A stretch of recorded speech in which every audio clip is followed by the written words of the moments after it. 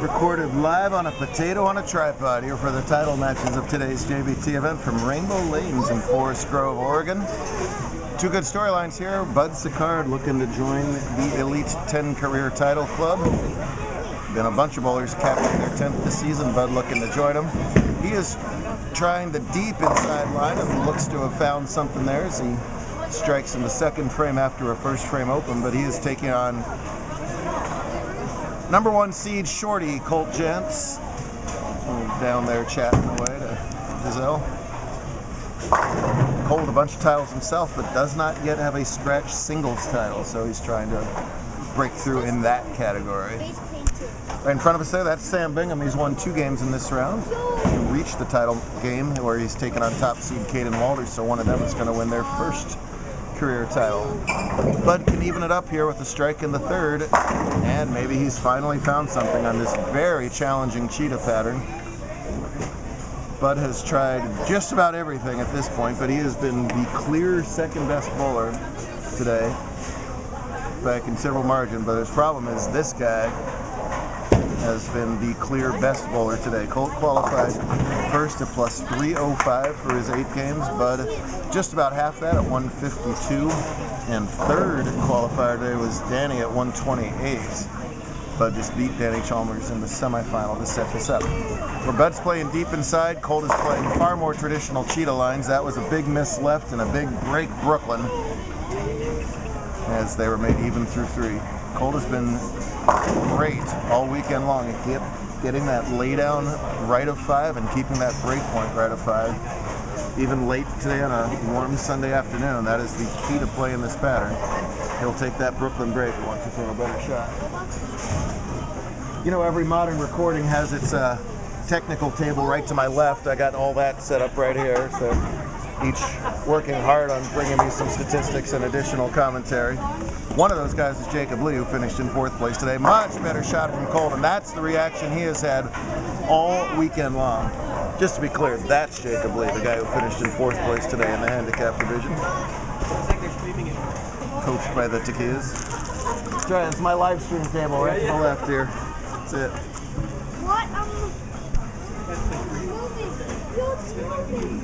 Caden leading that tournament for the first time. Had a couple top 4s, but his high finish was 3rd, so he'll improve on that. He's got to win this match by 11 to tie, 12 to win. Bud sticking with the deep inside. The fresh was actually super tough. There's many different permutations of cheetah. The original one was unlimited bump to the right, and people got it in their heads. It was an extremely high scoring pattern. Well, A, that's the pros doing that, and B, the more recent variations, one of which we're on, didn't make that bump quite so clear. It's also very warm in the building all weekend, unseasonably hot here in the Portland area. So we had to do a lot of fishing around. The fresh actually started pretty tough.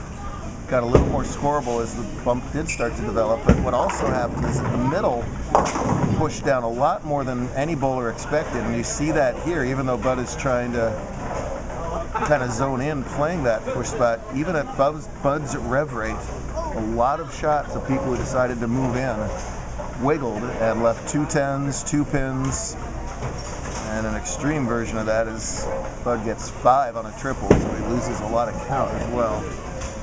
Don't want to fall too far behind Colt the way he's bowling this weekend. Bud does the backup plastic and nails the 1, 2, 4, 6, 10, and gets absolutely no applause for making a tough spare.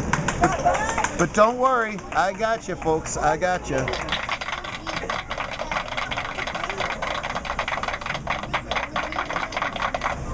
There we go. $10, Amazon.com. My better. That's right.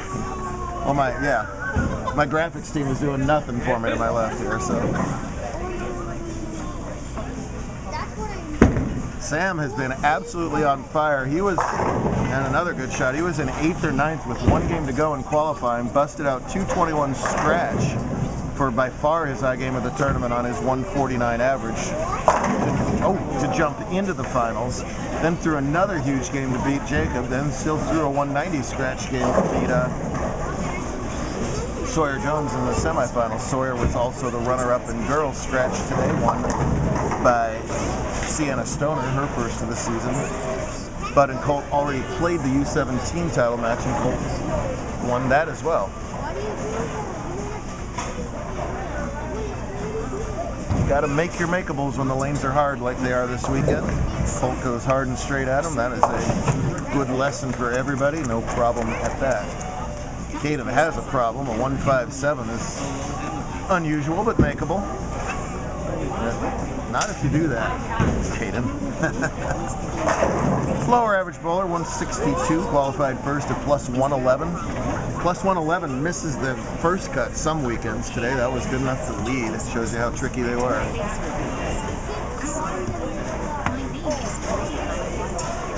We last bowled in the Northwest a month and a half ago. Colt has grown 6 inches since.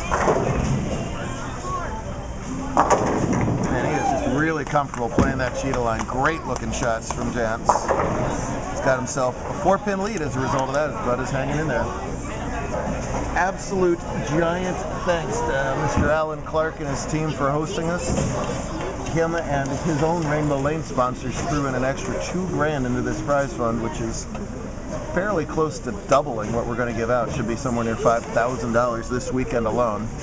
That is fantastic. Thank you so much to him for having us. Bud's not going to go anywhere. 9-time champ, way more experienced than other bowlers in the field, even though he's still in U17. You'd never think it looking at him. Nice spare from Caden there. He's on an open, so didn't lose any count. As Caden's got a little older, he said he's gotten way more into more serious bowling.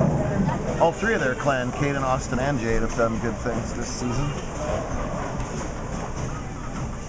See that two-handed arm swing we're so familiar with. Such a tall guy with long limbs. You can see this big looping arm swing, which he actually keeps lower these days. And he keeps it lower because he's so dang powerful that if he had a high back swing, that ball would just go airborne down the lane. He keeps the lower back swing and uses just good body position and lower body strength to get all the ball speed he needs.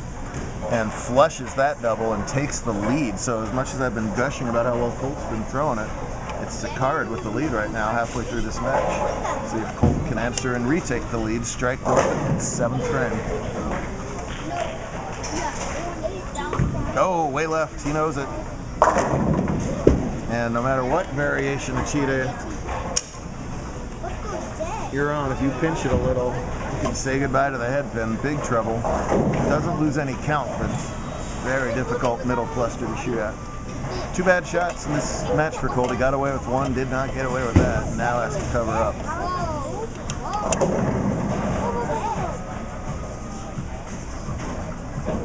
Tour rolls on to Pueblo, Colorado next week because I'm out of my mind. We went Tucson, Portland, Pueblo.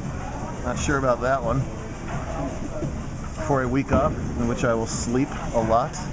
And then nothing but invitationals the rest of the way. SoCal, back up here, Vegas, and Phoenix to set the field for TPC, which is just around the corner. No, and that happens too. The over adjustment in the moat, a nightmare frame for Colt. Now he's really got to mentally regroup. Nice spare from Sam. We will hopefully see him at the invite in a couple weeks. Anybody bowling that right now makes it. The top 4 is good enough to make it. Feel bad for Colt. Plenty of time left in the match, but lead has evaporated and then some now. 8th frame.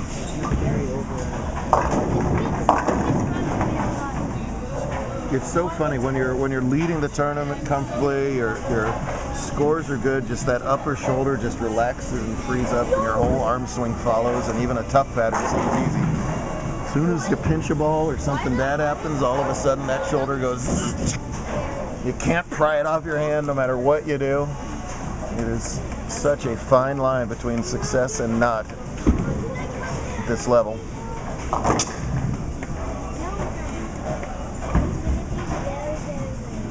Nice spare there, though. Covers that up. He's got room for, I think, 6 runs. Oh, no, that's the baseball game. Let's see. He's got room for 203 is what he's got room for, but pacing 212 right now.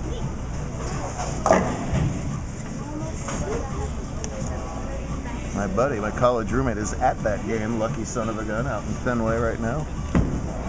Fiesco Kraken, Fiesco Evans, Fiesco Bucks and Hawks.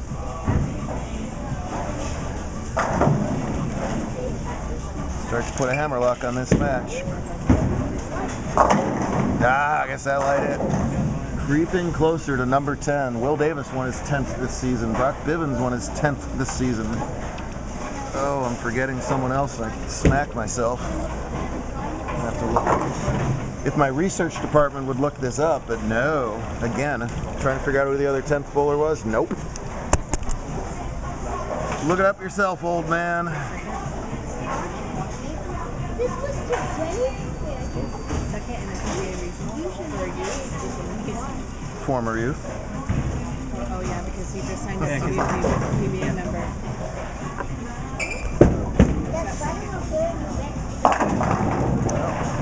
Colt's got to be relieved. Bud didn't carry that Brooklyn as he pinches one ball and almost gets the tremendous break. Talking right about Duke Newton, he went without his PBA card, but made it stand up. I finished second in his first regional as a member. Good job to him. Ex-JBTer Chris Johovsky took it down. Chris is winning everything in Oregon right now. Just shot 800 at Nationals, right? I believe. Yeah, tearing it up. Maybe he'll shave. He's so successful. Who knows? Beards are so in. I don't know. No worries with that 6-pin. Let's see what Bingham's got here. He's got 107 through 6. And a perfect shot in the 1-3. That's a double in the 7th and 8th for Sam. He is just in cruise control right now. My goodness.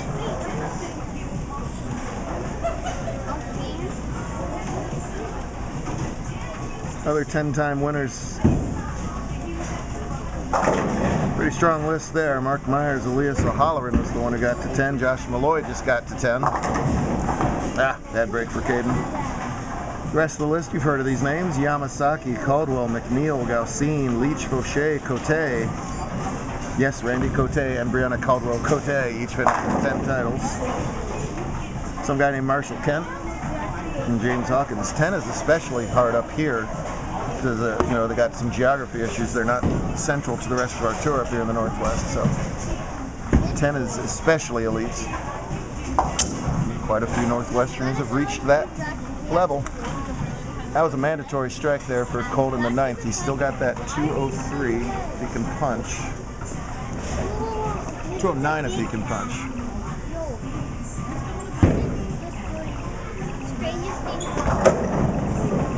Hold. That was a ball change on that lane. He had been using the ball he just switched to a lot throughout the day. He switched to that gold ball in the last couple of games. Had to try something and switch back. This is going to be a hard pill for him to swallow because he owned the last 2 days. Step ladder bowling can be brutal. We've all been there as bowlers. But double points, a big old scholarship check. Heading into invite weekend with some confidence for sure.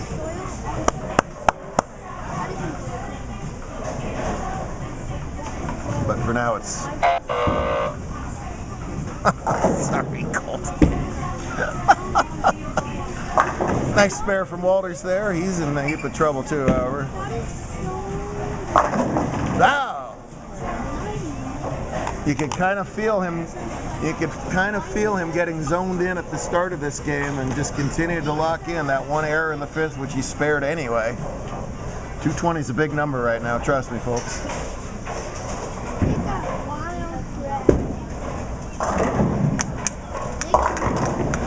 The only person shooting 220s has been Sam lately. He's not going to do it this game, but he's still way in control. Now he's even found a little miss room to the left from that spot. Everybody named Jeff back here can't believe it. When you're that good, you just keep going to your bag of tricks, and he found what he needed to find just in time. And of course, the plastic up in the where the originally we were playing. Pretty impressive. Pretty elite. What were you asking me? 91st.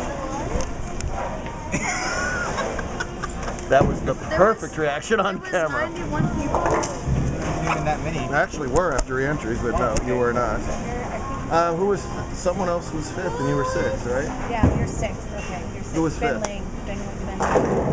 Who was? Ben Lang. Oh, Benjamin Lang was 5th. That's right.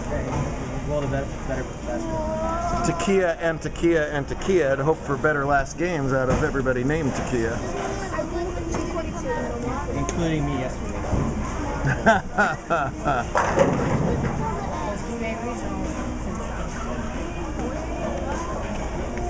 So Caden is got to win this game by 11, and Caden is not going to win this game, period. What a performance in the stepladder Sam Bingham is throwing. And he continues to pour it on, Sam, pour it on. I asked Sam's family, who's over here, going, what got into your kid the last couple of games? And he has just continued and continued, roaring to his first career title. Nice Mother's Day present for them. It's so hot. Up, Colt's letting the flow go now, finally. Attaboy. There you go. We got some flow going on in tour. Him, Ben Heisler. Oh my God, that's so good. Oh my God, that's so good too. Does Jeff know that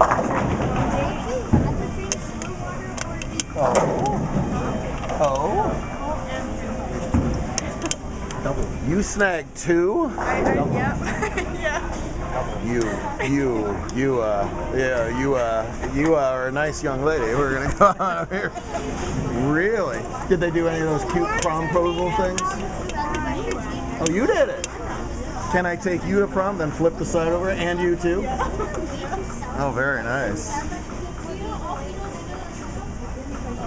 Well, if you remember last year from the slideshow, Kenji took his bowling ball to the prom last year, if I remember that white ball. So, significantly better date this time around.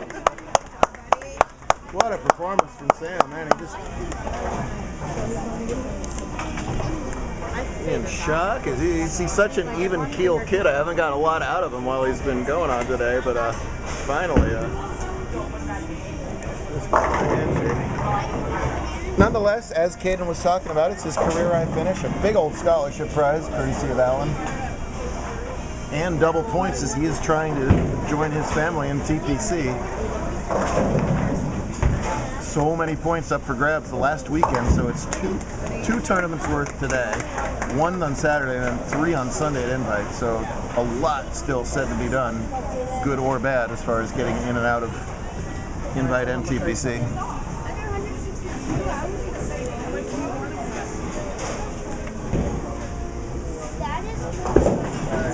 Didn't bowl bad on hard lane. Everybody got their doors blown off by Bingham.